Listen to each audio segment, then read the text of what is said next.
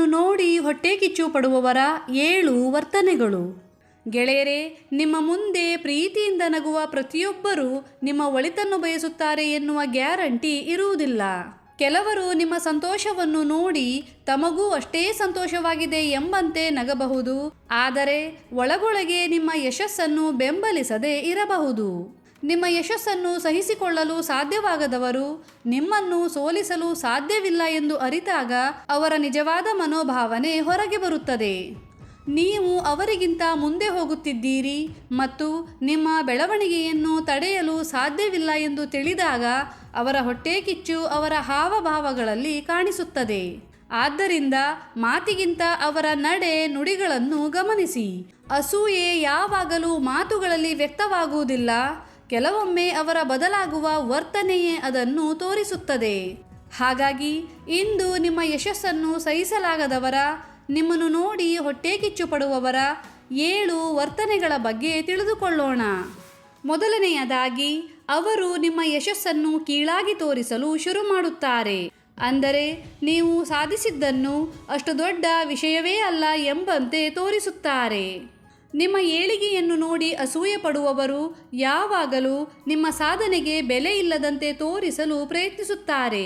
ನೀವು ಕಷ್ಟಪಟ್ಟು ಸಾಧಿಸಿದ್ದನ್ನು ನಿಮ್ಮ ಪರಿಶ್ರಮವೆಂದು ಒಪ್ಪಿಕೊಳ್ಳದೆ ಅದು ನಿಮ್ಮ ಅದೃಷ್ಟ ಅಥವಾ ನಿಮ್ಮ ಸಮಯ ಚೆನ್ನಾಗಿದೆ ಎನ್ನುತ್ತಾರೆ.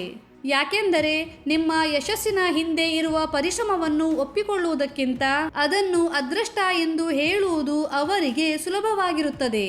ಎರಡನೆಯದಾಗಿ, ಅವರು ನಿಮ್ಮನ್ನೇ ನೋಡಿ ಮಾಡುತ್ತಾರೆ, ಆದರೆ ಅದರ ಯಾವುದೇ ಶ್ರೇಯಸ್ಸು ನಿಮಗೆ ನೀಡುವುದಿಲ್ಲ. ಹೊಟ್ಟೆ ಕಿಚ್ಚು ಪಡುವವರು ಹೊರಗೆ ಟೀಕಿಸಿದರೂ ಕೂಡ ಒಳಗೊಳಗೆ ನಿಮ್ಮನ್ನೇ ಅನುಕರಿಸುತ್ತಾರೆ.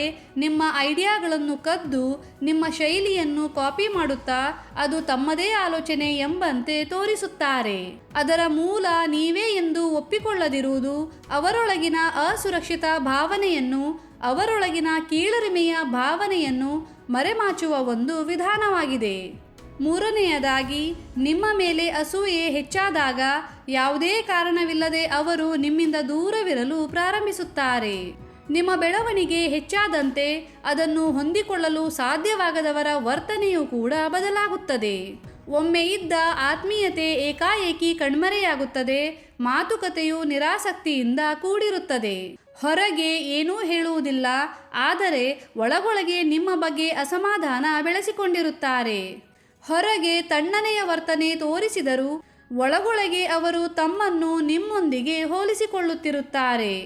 4, ನಿಮ್ಮ ಬಗ್ಗೆ, ನಿಮ್ಮ ವ್ಯಕ್ತಿತ್ವದ ಬಗ್ಗೆ ಕೆಟ್ಟದಾಗಿ ಮಾತನಾಡಲು ಶುರು ಮಾಡುತ್ತಾರೆ. ನಿಮ್ಮ ಯಶಸ್ಸನ್ನು ಎದುರಿಸಲಾಗದಾಗ ನಿಮ್ಮ ಬಗ್ಗೆ ಕೆಟ್ಟ ಅಭಿಪ್ರಾಯ ಮೂಡಿಸಲು ಪ್ರಾರಂಭಿಸುತ್ತಾರೆ. ನಿಮ್ಮನ್ನು ಬದಲಾಯಿಸಲು ಸಾಧ್ಯವಾಗದಾಗ ಇತರರ ಕಣ್ಣಲ್ಲಿ ನಿಮ್ಮ ಚಿತ್ರಣವನ್ನು ಬದಲಾಯಿಸಲು ಪ್ರಯತ್ನಿಸುತ್ತಾರೆ. ಸಾಮರ್ಥ್ಯದಿಂದ ಗೆಲ್ಲಲಾಗದವರು ಗಾಸಿಪ್ನ ಮೂಲಕ ದಾಳಿಯನ್ನು ಆರಂಭಿಸುತ್ತಾರೆ. ಅಸುರಕ್ಷಿತ ಮನಸ್ಸಿನವರು, ಅಂದರೆ ಇನ್ಸೆಕ್ಯೂರ್ ಮನಸ್ಸಿನವರು, ತಮ್ಮ ಬೆಳವಣಿಗೆಯ ಬದಲು ಇತರರ ಬಗ್ಗೆ ಮಾತನಾಡುವುದನ್ನೇ ಆರಿಸಿಕೊಳ್ಳುತ್ತಾರೆ. 5ನೆಯದಾಗಿ, ಅವರು ನಿಮ್ಮ ತಪ್ಪುಗಳಿಗಾಗಿ ಕಾಯುತ್ತಿರುತ್ತಾರೆ. ಗೆಳೆಯರೇ, ನಿಮ್ಮನ್ನು ನೋಡಿ ಹೊಟ್ಟೆ ಕಿಚ್ಚು ಪಡುವವರು ನಿಮ್ಮನ್ನು ಸುಮ್ಮನೆ ಗಮನಿಸುವುದಿಲ್ಲ, ನಿಮ್ಮ ಪ್ರತಿಯೊಂದು ಚಲನವಲನದ ಮೇಲೂ ಕಣ್ಣಿಟ್ಟಿರುತ್ತಾರೆ. ನಿಮ್ಮ ಯಶಸ್ಸಿಗೆ ಅವರಿಂದ ಯಾವುದೇ ಪ್ರತಿಕ್ರಿಯೆ ಇರುವುದಿಲ್ಲ, ಆದರೆ ನಿಮ್ಮ ವೈಫಲ್ಯ ಸಿಕ್ಕಾಗ ಅವರಿಗೆ ಮಾತನಾಡಲು ಸಾಕಷ್ಟು ವಿಷಯ ಸಿಗುತ್ತದೆ. ನಿಮ್ಮ ಗೆಲುವಿನಲ್ಲಿ ಮೌನ, ನಿಮ್ಮ ಸೋಲಿನಲ್ಲಿ ಗದ್ದಲ. ಇದು ಅಸೂಯೆಯ ಒಂದು ಸ್ಪಷ್ಟವಾದ ಲಕ್ಷಣವಾಗಿದೆ. ನಿಮ್ಮ ಒಂದು ತಪ್ಪು ಅವರಿಗೆ ಕ್ಷಣಿಕ ನೆಮ್ಮದಿಯನ್ನು ನೀಡುತ್ತದೆ.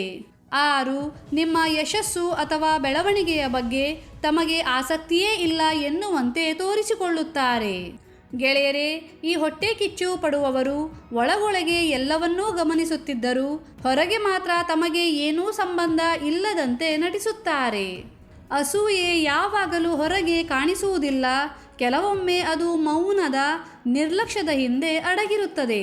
ನಿಮ್ಮ ಗೆಲುವನ್ನು ಎಂದಿಗೂ ಮನಸ್ಸಿನಿಂದ ಸಂಭ್ರಮಿಸುವುದಿಲ್ಲ, ಬದಲಿಗೆ ನೀವು ಹೇಗೆ ಗೆದ್ದಿರಿ ಎಂಬುದನ್ನು ಆಳವಾಗಿ ವಿಶ್ಲೇಷಿಸುತ್ತಿರುತ್ತಾರೆ.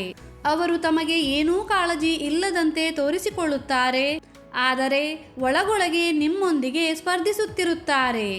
7ನೆಯದಾಗಿ, ನೀವು ಆತ್ಮವಿಶ್ವಾಸದಿಂದ ಮುನ್ನಡೆಯುವುದನ್ನು ನೋಡಿದಾಗ ನಿಮ್ಮ ಆತ್ಮವಿಶ್ವಾಸವನ್ನೇ ಮೀರಿಸುವ ಪ್ರಯತ್ನ ಮಾಡುತ್ತಾರೆ. ನಿಮ್ಮ ಸಾಧನೆಯನ್ನು ಎದುರಿಸಲು ಸಾಧ್ಯವಾಗದವರು ನಿಮ್ಮ ಮನೋಭಾವನೆಯನ್ನೇ ತಪ್ಪು ಎಂದು ತೋರಿಸಲು ಪ್ರಯತ್ನಿಸುತ್ತಾರೆ. ನಿಮ್ಮ ಯಶಸ್ಸನ್ನು ಸಹಿಸಿಕೊಳ್ಳಬಹುದು, ಆದರೆ ನಿಮ್ಮ ಆತ್ಮವಿಶ್ವಾಸವನ್ನು ಸಹಿಸಿಕೊಳ್ಳುವುದು ಅವರಿಗೆ ಹೆಚ್ಚು ಕಷ್ಟವಾಗುತ್ತದೆ. ನಿಮ್ಮನ್ನು ಬೆಂಬಲಿಸುವಂತೆ ನಟಿಸುತ್ತಾ ಒಳಗೊಳಗೆ ಹೊಟ್ಟೆ ಕಿಚ್ಚು ಪಡುವವರನ್ನು ಗುರುತಿಸುವುದು ಅತ್ಯಂತ ಕಷ್ಟ. ನಿಮ್ಮ ಬೆಳವಣಿಗೆ ಎಲ್ಲರಿಗೂ ಸಂತೋಷವನ್ನು ತರುವುದಿಲ್ಲ. ಹೊರಗಿನವರಿಗಿಂತ ನಿಮ್ಮ ಹತ್ತಿರದಲ್ಲಿರುವವರೇ ನಿಮ್ಮೊಂದಿಗೆ ಮೌನವಾಗಿ ಸ್ಪರ್ಧಿಸುತ್ತಿರುತ್ತಾರೆ.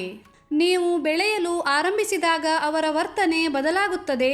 ಅವರ ಹೊಟ್ಟೆ ಕಿಚ್ಚು ನಿಮ್ಮ ತಪ್ಪುಗಳನ್ನು ತೋರಿಸುವುದಕ್ಕಿಂತ ಅವರ ಮನಸ್ಥಿತಿಯನ್ನೇ ಹೆಚ್ಚು ಬಹಿರಂಗಪಡಿಸುತ್ತದೆ. ಹಾಗಾಗಿ ಹೊಟ್ಟೆ ಕಿಚ್ಚು ಪಡುವವರ ಮುಂದೆ ನಿಮ್ಮ ಮೌನವೇ ನಿಮ್ಮ ಅತ್ಯಂತ ಶಕ್ತಿಯುತ ಉತ್ತರವಾಗಿರಬೇಕಾಗುತ್ತದೆ. ನಿಮ್ಮ ನೆಮ್ಮದಿಯನ್ನು ಕಾಪಾಡಿಕೊಳ್ಳಿ, ನಿಮ್ಮ ಗುರಿಯ ಮೇಲೆ ಗಮನವಿರಲಿ ಮತ್ತು ನಿಮ್ಮ ಬೆಳವಣಿಗೆಯನ್ನು ಮುಂದುವರೆಸಿ. ಧನ್ಯವಾದಗಳು.